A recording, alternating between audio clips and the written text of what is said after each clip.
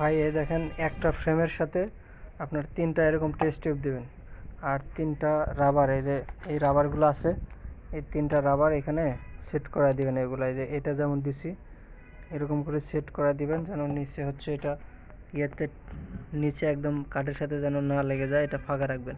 তো এরকম এভাবে তিনটাতে সেট করা দিবেন। আমি এই একটা দেখা দিছি দেখেন, এই একটা এরকম টেস্ট টিউব সেট করে দিবেন আর হচ্ছে তিনটা এভাবে স্টিক দিবেন। তিনটা স্টিক দিয়া তারপরে এগুলোতে পানি দিবেন, বুঝছেন? এবং পানি দিয়ে এইভাবে সেট করায়া শেষে হচ্ছে যে আর আরেকটা কাজ, এই তো হলো সেট আপ, আর আরেকটা হচ্ছে যে প্ল্যান্ট কেয়ার। এই একটা ফ্রেমের সাথে অর্থাৎ একটা ইয়ের সাথে একটা করে এরকম প্ল্যান্ট কেয়ার দিবেন এবং একটাই বক্স দিবেন।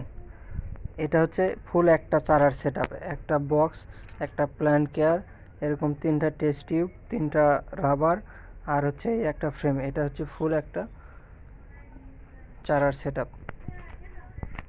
আর এইভাবে যদি একটা আরামের পাঁচটা আপনার থাকে চালানে থাকে, তাহলে এরকম পাঁচটা সেট আপ করে দিবেন।